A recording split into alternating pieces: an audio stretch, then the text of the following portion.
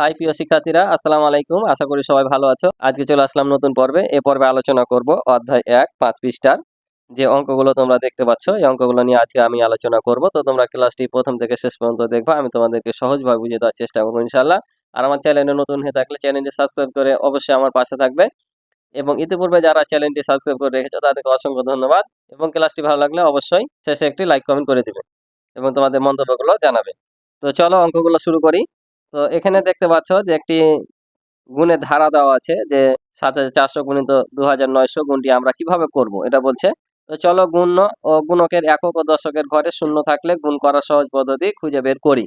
অর্থাৎ যদি গুণ্য এবং গুণকের ঘরে একক দশক স্থানে শূন্য থাকে বা তার চাইতে বেশি ঘরে শূন্য থাকে, অর্থাৎ পরে শেষের দিক থেকে যদি শূন্য থাকে, তাহলে কিভাবে গুণ করা যায় তার সহজ পদ্ধতি খুঁজে বের করতে বলছে। তো এখানে তোমরা দেখতে পাচ্ছ একটা অঙ্ক দেওয়া আছে। এখানে এই যে এখানে কত ছিল, এখানে তোমার ৭৪০০ দুটা শূন্য আর ২৯০০ দুইটা শূন্য। তো দেখো এখানে ৭৪ গুণিত ২৯ করেছে। তো প্রথমে এই শূন্য দুটা বাদ রেখেছে, ঠিক আছে, শূন্য দুটা নাইনি। প্রথমে নর্মালি ৭৪ গুণিত ২৯, ঠিক আছে, গুণ করে এটা পেয়েছে। তারপর এখানে দেখো যে ৭৪০০ কয়টা শূন্য, দুইটা, অর্থাৎ এই যে দুটা শূন্য মানে কি দশক স্থান থেকে শুরু হবে, যত ঘর থাকবে এক দিয়ে তত শূন্য, কারণ আমরা একটি সংখ্যাকে এক দিয়ে গুণ করলে ফলাফল কি হয়, গুণফল ওই সংখ্যাটাই হয়। তাহলে আমরা যদি ৭৪কে এক দিয়ে গুণ করি ৭৪ই হবে, আর পরে যেহেতু দুটা শূন্য আছে তাই ১০০ দ্বারা এটাকে গুণ করলাম, অর্থাৎ যতগুলো শূন্য থাকবে তার চাইতে বেশি, দুটা শূন্য থাকলে ১০০, একটা শূন্য থাকলে ১০, তিনটা শূন্য থাকলে ১০০০, এভাবে গুণ করবা। তাহলে একে আমরা ১০০ দিয়ে গুণ করলাম। ১০০ দিয়ে গুণ করলে এটার গুণফল কত, ২১৪৬। এ দুটার গুণফল ২১৪৬। এখন ধরো যে ১০০ দিয়ে এটাকে গুণ করছি, এই সংখ্যাটাকে একে গুণ করা মানে এই সংখ্যাটাকে গুণ করা। তো আমরা যদি এই ১৫কে ১০ দিয়ে গুণ করি তাহলে কত হয়, নর্মালি আমরা ১৫কে ১৫ করি আর একটা শূন্য বসে দিই না। যেমন দেখো আমরা যদি ১৫কে ১০ দিয়ে গুণ করি তাহলে কি করি, এই ১৫ বসিয়ে দিয়ে একটা শূন্য শেষে ওই জন্য বসিয়ে দিই। আমরা যদি ৩৫কে ১০০ দিয়ে গুণ করি কি করি, ৩৫ একে ৩৫ আর দুইটা শূন্যের জন্য দুইটা শূন্য বসিয়ে দিই। ঠিক তেমনি এটাকে গুণ করে পেয়েছিলাম এইটা। তাহলে এখন ৭৪কে ১০০ দিয়ে গুণ করা, অর্থাৎ এটার সাথে দুইটা শূন্য বেড়ে যাওয়া, মানে এটাকেও গুণ করা, ঠিক আছে। ৭৪কে গুণ করা মানে এই পুরো সংখ্যাটাকে কি করা, গুণ করা। তাহলে এটাকে যদি গুণ করি আমরা ১ দিয়ে মনে করো এটাকে গুণ করছি, তাহলে কত হবে, এটাই হবে, আর দুইটা শূন্য জাস্ট চলে আসলো। আবার দেখো এখানে তো দুটা শূন্য ছিল, তাই না, তাহলে এই দুটা শূন্য দিয়ে আমাকে কি করতে হবে, এখন এখানে গুণ করতে হবে। তাহলে আমরা কি করলাম, এবার গুণককে ১০০ দ্বারা গুণ করলাম। তাহলে গুণককে ১০০ দ্বারা গুণ করা মানে এই যে এটা গুণ করে পেয়েছি এটাকে গুণ করা। তাহলে আমরা কত পাচ্ছি, আবারও দুটা শূন্য বাড়বে, এই জন্য দুটা শূন্য বেড়ে যায়, কি বুঝতে পারলা। তাহলে প্রথমে নর্মালি এখানে যে পূর্ণ সংখ্যাগুলো থাকবে, মানে শূন্য ছাড়া যে সংখ্যাগুলো থাকবে, এই যে সংখ্যাগুলো প্রথমে কি করবা, গুণ করে নিবা। তারপর এখানে গুণের ঘরে যত শূন্য থাকবে এক বসিয়ে তত দিয়ে গুণ করে এই গুণফলটার সাথে ১০০ গুণ করে আবার কি করবা, এটা শুধু জাস্ট যতগুলো শূন্য থাকবে বসিয়ে দিবা। তারপর আবার এই গুণকের যতটা শূন্য থাকবে তত দিয়ে গুণ করে আবার এখানে শূন্য বসিয়ে দিবা। যেমন এখানে দুটা ছিল, দুটা, এখানে আবার দুইটা যোগ হয়ে ৪টা হয়েছে।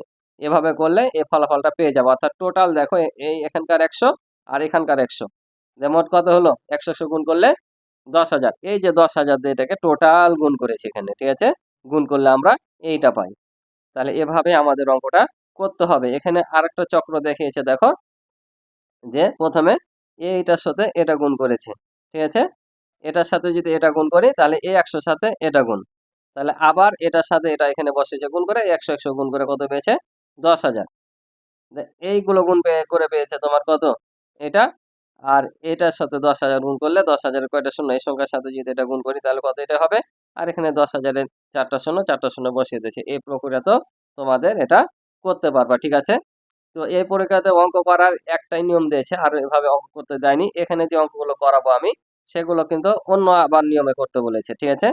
বলছে এত গুণটি এত এত ব্যবহার করে উপর নিচে সহজ পদ্ধতিতে গুণ করার চেষ্টা করি, অর্থাৎ এই গুণটি এটা বলছে এই নিয়মে।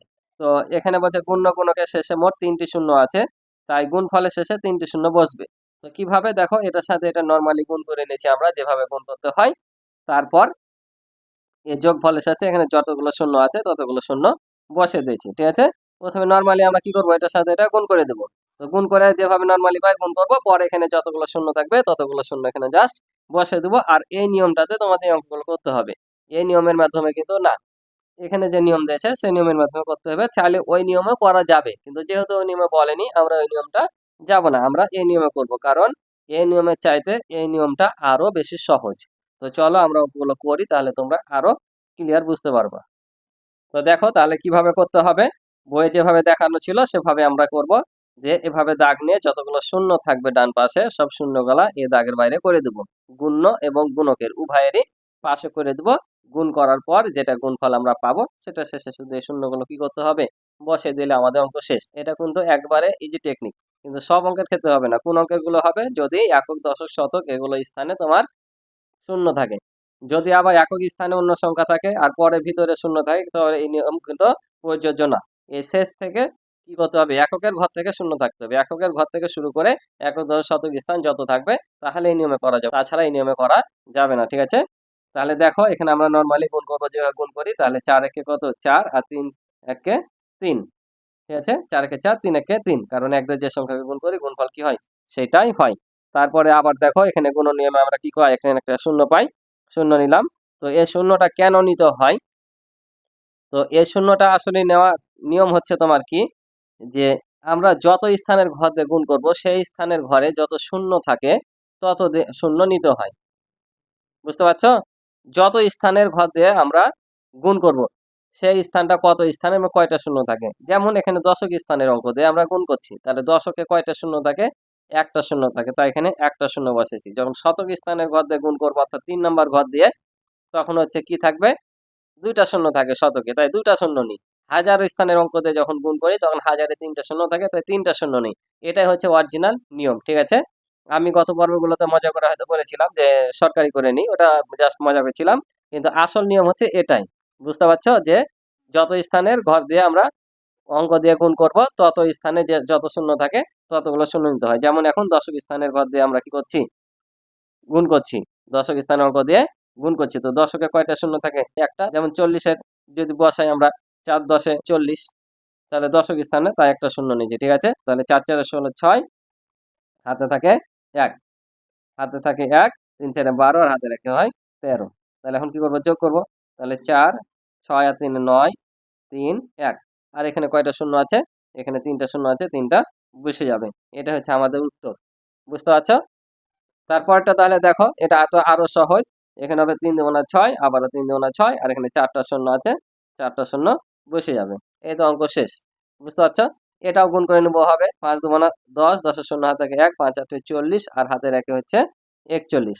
তাহলে এখানে কয়টা শূন্য নিব, এই যে বললাম যে দশক স্থানের ঘর দিয়ে গুণ করছি, তাহলে দশকের কয়টা শূন্য হয়, একটা, তাহলে এখানে একটা শূন্য নিব। আর নর্মালি মনে রাখো যে যতবার আমরা এদিকে আগে আসবো তত ঘর একটা করে শূন্য এখানে বাড়তে থাকবে। ঠিক আছে, ওটাও যদি মনে না থাকে, পূর্বে ক্লাসে যে আমি বলেছিলাম যে যতবার আসবে ততবার একটা করে শূন্য নিবে। তো আবার দেখো 3 দুগুণা 6, আর তোমার হচ্ছে 3 8 24, তাহলে 24 বসে যাবে যেহেতু হাতে কিছু নাই। তাহলে আমরা এখন কি করব, যোগ করে দেবো এটা। তাহলে যোগ করলে কত হবে, 0 7 8 2, আর এখানে 5টা শূন্য আছে, 5টা শূন্য আমরা বসে দেবো। এই যে আমাদের অ্যান্সার শেষ। আশা করি বুঝতে পারছো। তাহলে এবার পরেরটা দেখো, আমরা সেম ভাবে উঠে নিলাম এখানে। তো এই যে আমি বলছিলাম যে শুধুমাত্র একক দশক শতক এগুলোর স্থানে থাকলে নিব, যদি কোনো অন্য কোনো অঙ্ক থাকে তাহলে শূন্য না থাকে তাহলে কিন্তু নিব না। যেমন দেখো এখানেও শূন্য ছিল, তা বলে কি এখানে শূন্য নিব না, এখানে শূন্য নিতে পারবো না। যদি এখানেও শূন্য হতো তাহলে এটাও নিতাম এটাও নিতাম, যেহেতু এখানে 2 হয়ে গেছে তাই এই শূন্য কিন্তু নেওয়া যাবে না। একবারে পাশাপাশি শূন্য থাকতে হবে, একক থেকে শুরু করে যতগুলো শূন্য থাকবে তা তবেই এই নিয়মে এভাবে নিব, তাছাড়া নিব না। ঠিক আছে, তোমরা এভাবে এভাবে কিন্তু বড় বড় গুণ করতে পারবা। তো দেখো তাহলে গুণ করি, তাহলে এখানে কত হবে, 6 দুগুণা 12 2, হাতে থাকে 1, 2 একে 2, হাতে রেখে 3, তাহলে 3 বসায় হলো।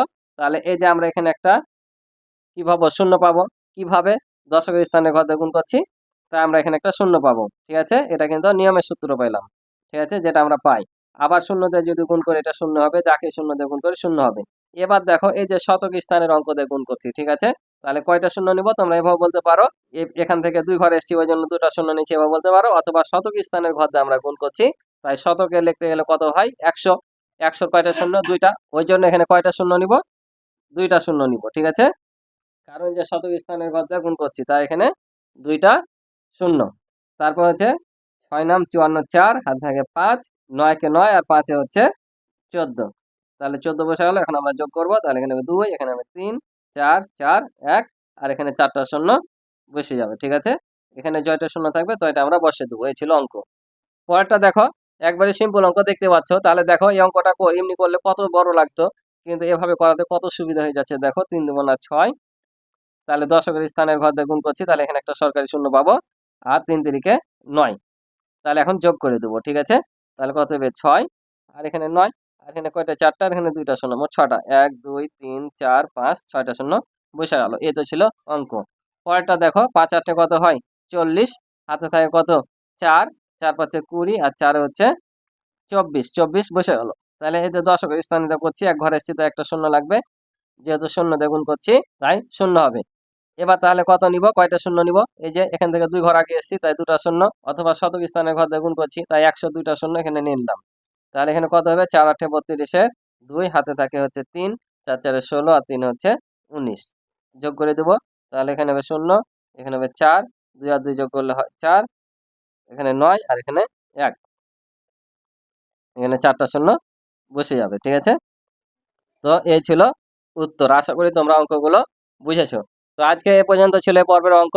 ক্লাসটি ভালো লাগলে অবশ্যই চ্যানেলটি সাবস্ক্রাইব করে আমার পাশে রয়েবে, এবং সম্পূর্ণ অধ্যায়ের ভিডিও দেখতে চাইলে এই ভিডিও ডিসক্রিপশনে আমার সম্পূর্ণ অধ্যায়ের ভিডিও লিঙ্ক দেওয়া থাকবে, তোমরা সেখানে দেখে নিতে পারো, অথবা আমার চ্যানেলে ভিজিট করেও তোমরা প্লে লিস্টের মাধ্যমে সম্পূর্ণ অধ্যায়ের ভিডিও দেখে নিতে পারো। তো আজকে এই পর্যন্ত, ভালো থাকো, সুস্থ থাকো, আল্লাহ হাফিজ।